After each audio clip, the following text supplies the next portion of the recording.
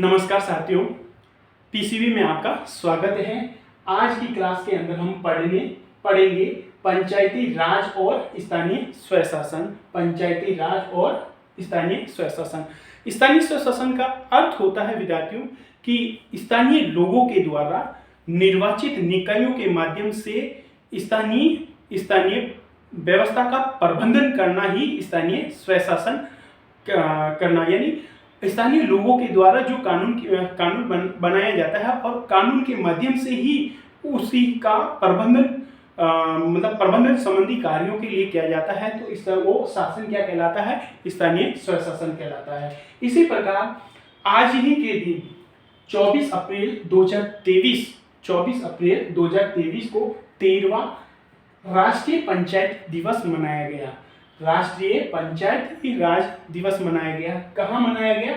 मध्य प्रदेश के रीवा जिले के अंदर। और किसके द्वारा मनाया गया? पंचायती राज मंत्रालय द्वारा मनाया गया। और पंचायती राज मंत्रालय द्वारा हर वर्ष 24 अप्रैल को पंचायती राज दिवस मनाया जाता है। और क्यों मनाया जाता है? क्योंकि इसी दिन 73वें संविधान संशोधन 1992 के द्वारा भारतीय संविधान के भाग 9 के अंदर 243 क से अन्य तक और 11वीं सूची के तहत ही पंचायती राज की व्यवस्था की गई थी।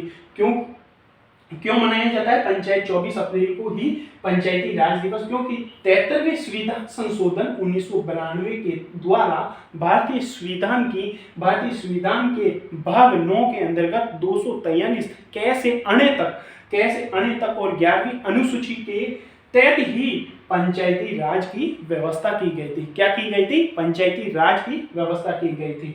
और 2 अक्टूबर 1969 को तत्कालीन प्रधानमंत्री पंडित जवाहरलाल नेहरू के द्वारा राजस्थान के नागौर जिले में पंचायती राज की स्थापना की गई थी। पंचायती राज की स्थापना की गई।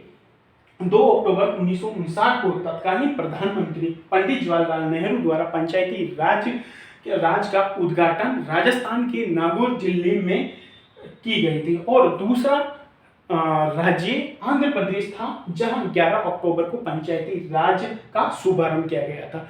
दूसरा राज्य कौन सा था? आंध्र प्रदेश दूसरा राज्य था, जहां 11 अक्टूबर को पंचायती राज का शुभारंभ किया गया। 73वें संविधान संशोधन अधिनियम द्वारा पंचायती राज को तीन स्तरों में जो व्यवस्था बनी रहे, उसको 3 स्तरों में व्यवस्था की गई थी। सबसे पहले है ग्राम स्तर पर ग्राम पंचायत, खंड स्तर पर पंचायत समिति, खंड स्तर पर क्या थी? पंचायत समिति। और थर्ड आता है जिला स्तर पर जिला परिषद।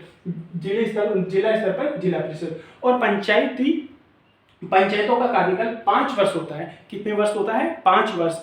लेकिन अगर कोई उससे पहले अगर भंग हो जाए तो 6 महीने के अंदर उसका चुनाव करवाया जाता है और उसके करवाया जाना अनिवार्य होता है। फिर 11वीं अनुसूची के अंदर वर्णित 29 या 29 विषयों पर कानून बनाने का अधिकार पंचायती राज को दिया गया है। और पंचायती राज में ही महिलाओं को 50% आरक्षण की व्यवस्था भी की गई है। महिलाओं को प्रत्येक स्तर पर पंचायती यानी ग्राम स्तर पर भी 50% आरक्षण है महिलाओं को, खंड स्तर पर भी 50% महिलाओं को आरक्षण है और जिला स्तर पर भी 50% आरक्षण है महिलाओं को। पंचायती राज की व्यवस्था बनाने के लिए कौन कौन सी समितियां का सहयोग हुआ था? जो इस प्रकार है, पंचायती राज से संबंधित 5 समितियां थी। सबसे पहले बलवंत राय मेहता समिति 1957, अशोक मेहता समिति 1977, जेवीके राव समिति 1985। फिर चौथी है LM सिंघवी समिति 1986, पीके थुंगन समिति 1988। कौन सी है? पीके थुंगन समिति। इन सभी समितियों के सहयोग से ही पंचायती राज का निर्माण हुआ और भारत के ग्रामीण प्रवेश में जो स्थानीय कानून बनाया गया, इन सभी समितियों का सहयोग रहा।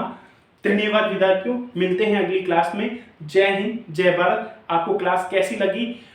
हमेशा आपका स्नेह और प्रेम बना रहे, इसी के लिए धन्यवाद।